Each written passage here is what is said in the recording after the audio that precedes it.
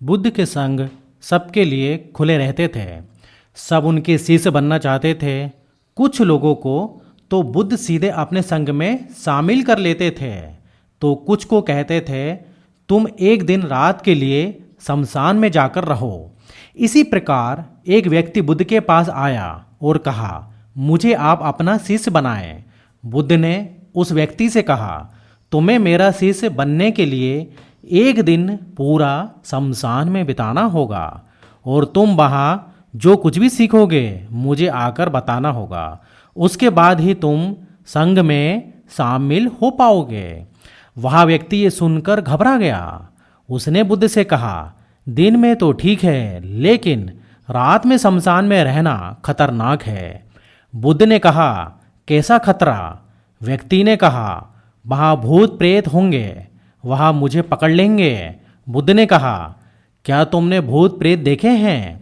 व्यक्ति ने कहा, नहीं, पर मैंने सुना है और कुछ लोगों को देखा है जिसमें भूत आ जाते हैं, वह अजीब अजीब हरकत करते हैं। तब बुद्ध ने कहा, तो तुम्हारे पास ये सुनहरा अवसर है ये जानने का कि भूत प्रेत होते हैं या नहीं। तुम वहाँ एक दिन और एक रात गुजारो और फिर विश्लेषण करके बताना कि भूत प्रेत होते हैं या नहीं। अगर तुम्हें वहाँ मिल गए तो तुम उनका विश्लेषण करना कि वह कैसे होते हैं, और अगर नहीं मिले तो तुम यह भी जान पाओगे कि वह नहीं होते हैं। तुम घबराना मत, वहाँ जो भी घटना होगी तुम मुझे उसे आकर बताना। व्यक्ति ने कहा, ठीक है गुरुदेव, अगर आप कहते हैं तो एक पूरा दिन और रात मैं शमशान में गुजार लूँगा। बुद्ध ने कहा, ठीक है, अभी तुम आश्रम में आराम करो और कल सुबह ही शमशान के लिए निकल जाना। बुद्ध ने अपने 4 शिष्यों को कहा कि वह व्यक्ति कल शमशान जाएगा, तुम उसके पीछे जाना और उस पर नज़र रखना, उसका ध्यान रखना, पर याद रहे उसे ये बात पता न चले कि तुम उनके पीछे गए हो। अगले दिन वह व्यक्ति बुद्ध के पास गया और बोला, जैसा आपने कहा था मैं शमशान के लिए निकल रहा हूँ। बुद्ध ने उस व्यक्ति से कहा, ठीक है, अब तुम जा सकते हो। वह व्यक्ति शमशान गया। अगले दिन वह व्यक्ति बुद्ध के पास आया। बुद्ध उसे देख मुस्कुराए और बोले कि तुमने एक पूरा दिन और एक पूरी रात वहाँ गुजारी और तुमने क्या देखा और क्या सीखा? व्यक्ति ने कहा, मैं वहाँ सुबह सुबह गया। कुछ देर बाद मैंने देखा कि कुछ लोग एक अर्थी लेकर आ रहे हैं। कुछ लोग सामान्य थे तो कुछ लोग बेहद खुश थे। वह कह रहे थे कि उस व्यक्ति ने अच्छे कर्म किए हैं, ये बहुत ही किस्मत वाला है। उस बुजुर्ग के बेटे ने अपने पिता की चिता को अग्नि दी। वह कुछ देर वहाँ खड़ा रहा। उसके बाद एक एक करके सब लोग जाने लगे। थोड़ी देर बाद वहाँ 2 और अर्थी आईं, जिसमें एक अर्थी किसी अमीर आदमी की थी जो बहुत सजी धजी थी। उसमें बहुत सारे लोग थे, जबकि दूसरी किसी गरीब व्यक्ति की थी जो बेहद साधारण थी। उसमें कुछ ही लोग थे। अमीर व्यक्ति की चिता चंदन की लकड़ी पर जलाई गई, जबकि गरीब व्यक्ति की साधारण लकड़ी से।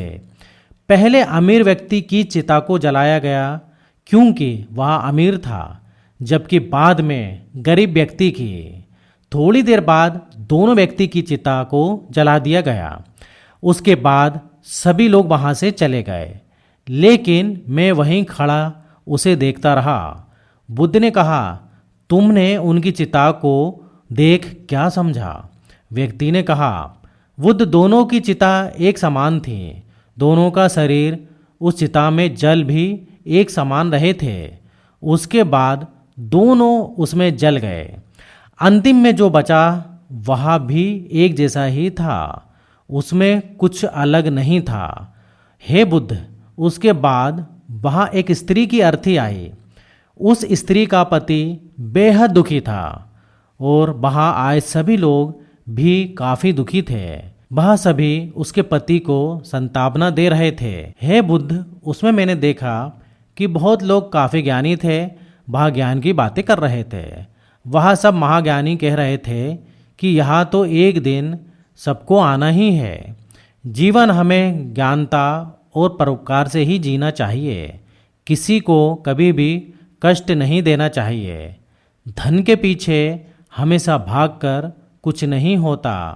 अंतिम में हम सबको एक दिन शमशान में जाना ही होता है।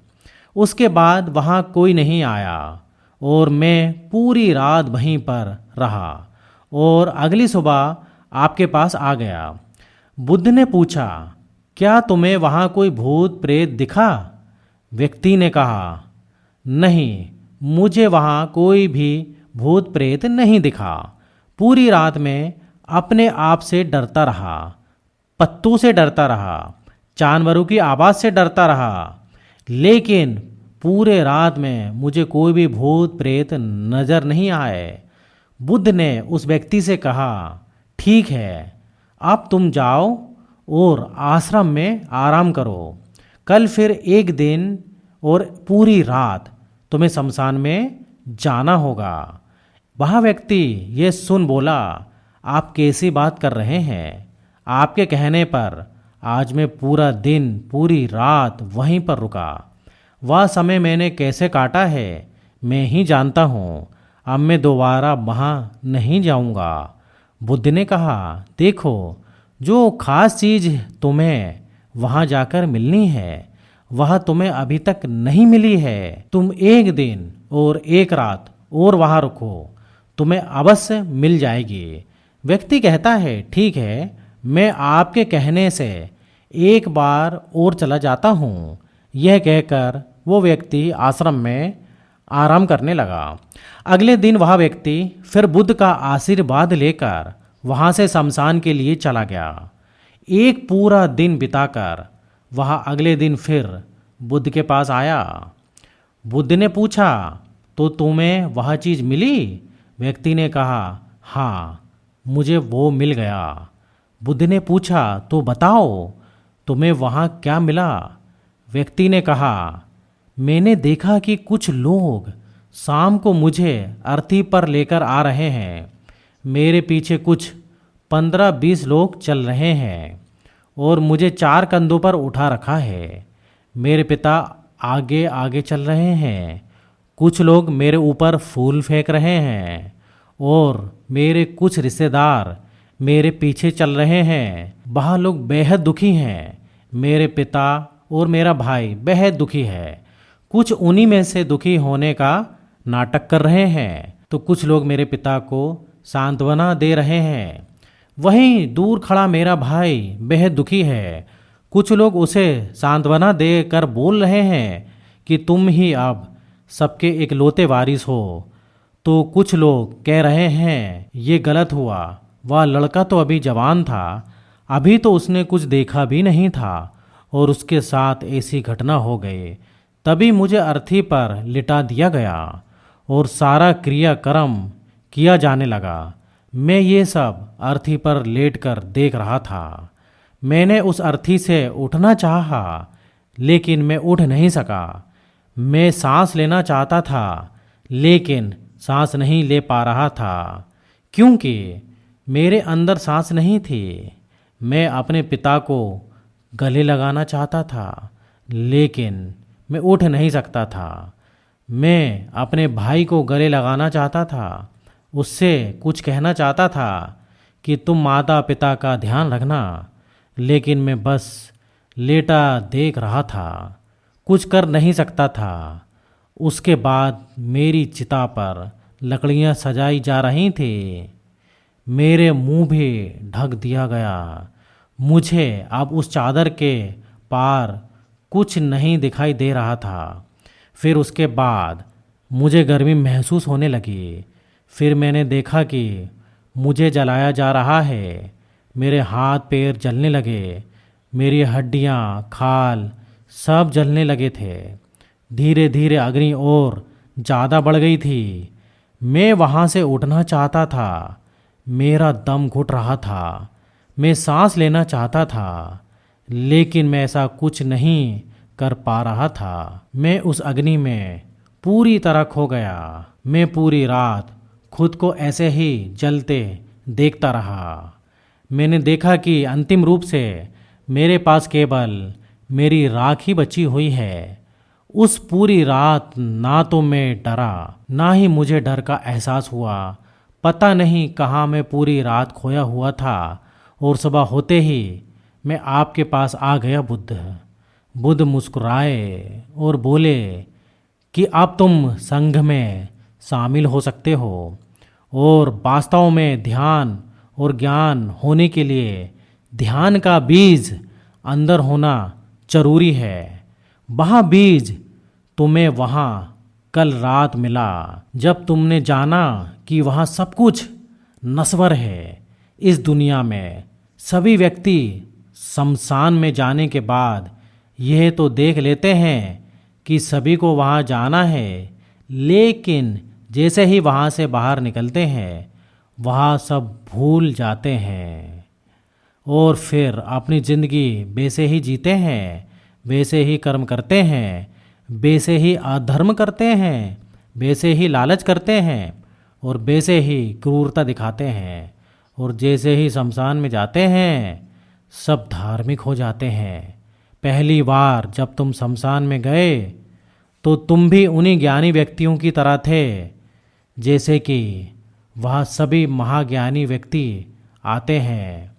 और जैसे ही तुम वहाँ दोबारा गए और आज वापस आए हो तो तुम्हारे अंदर भी ज्ञान का बीज उत्पन्न हो गया है। हम तब तक जीवन को नहीं समझ सकते जब तक हम मृत्यु को नहीं जानते। जो व्यक्ति बीमार है वही स्वस्थ के महत्व को समझ सकता है। जो ध्यान का बीज तुमने कल रात पाया, अब उसे तुम्हें लक्ष्य बनाना है और ऐसा विशाल लक्ष्य तुम्हारे अंदर उत्पन्न होगा जो सभी को ध्यान की छाँव से परिपूर्ण करेगा। दोस्तों, आपने क्या सीखा इस कहानी से कमेंट में लिखकर ज़रूर बताना। धन्यवाद।